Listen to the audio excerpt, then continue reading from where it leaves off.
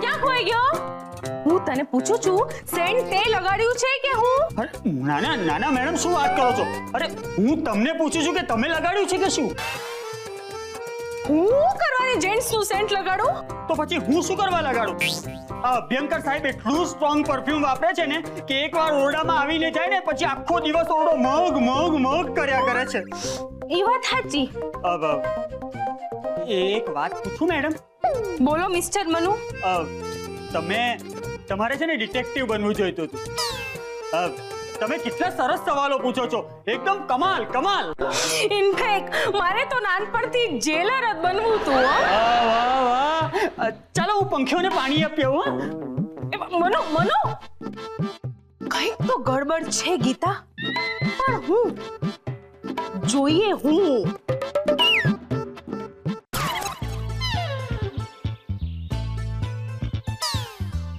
મનુ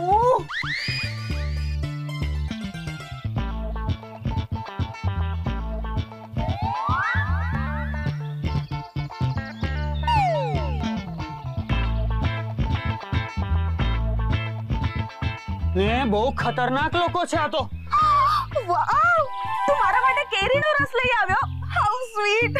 ચાખ્યા પહેલા જ how sweet. અરે તું લઈ આવ્યો એ વાત કેટલી સ્વીટ છે. હા તો આ કેરીનો રસ ચાખીને મને કે કેટલો સ્વીટ છે. ઓહો, કેટલો મીઠો રસ છે. એમ લાગે છે કે તારો બધો પ્રેમ આ રસમાં ભેળવી દીધો છે. અરે તું એટલા પ્રેમથી કેરીનો રસ પી રહી છે ને કે આમ તો કારેલાનો રસ મીઠો લાગે. હા તો કારેલાનો રસ જ લવાય ને.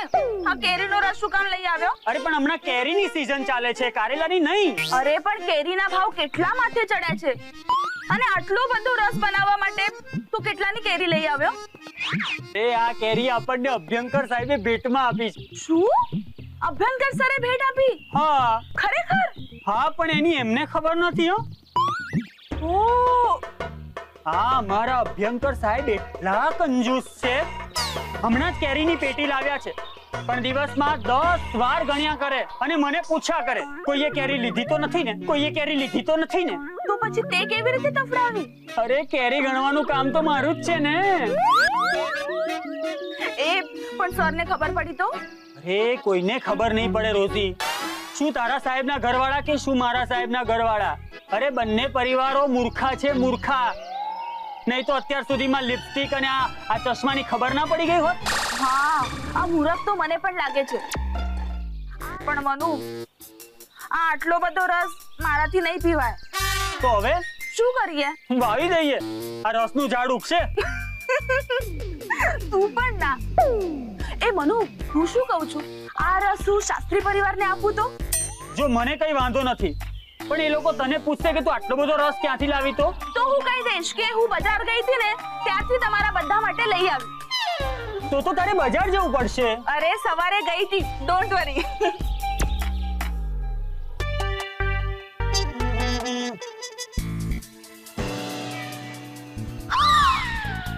મનુ, હા આ જો મારી ગીતા મેડમ નો આત્મા ભટકી રહ્યો છે. અરે યાર, આ ક્યાં ગયો હશે મનુ? દેખાતો જ નથી. આ શરીર સાથેના આત્માને ભટકતા જોઉં ને તો મને બહુ બીક લાગે છે. એ ચોક્કસ મને શોધી રહ્યા છે. નથી એના પંખીઓ દેખાતા, અને નથી એનું પાણીનું બાઉલ દેખાતું, અને નથી ઓલો મનુ દેખાતો. ક્યાં હશે? જાણે ક્યાં ફોન વાગે છે પાછો. જોસ્નાબેન, હેલો. હા જોસ્નાબેન, તૈયાર છો? આવું છું. કેટલા કે છે? 22 રૂપિયા? 22 રૂપિયા ન થાય, 20 જ રૂપિયા થાય જોસ્નાબેન. એ રિક્ષાવાળાને ફોન આપો. હેલો પહેલા તો 22 છે નો કે છે? 20 થાય. રોજનું છે અમારું, રોજ આવીએ છે 20 માં. ઉભો રે, આવું છું, ઉભો રે. હાશ, ગયા. અને આપણે બચી ગયા. ચાલ હું નીકળું છું, બાય. ના, આ પ્રેમમાં આ જ પ્રોબ્લેમ છે કે છૂટા પડવું પડે. અરે પણ જવું તો પડશે જ ને. જો કે તું જાય ને એમાં પણ એક સારી વાત છે. શું સારી વાત છે? ના એટલે તું જાય તો તું પાછી આવે ને, અને તું આવે ને તો મને બહુ ગમે છે, બહુ ગમે છે. ચાલ બાય, નીકળું છું.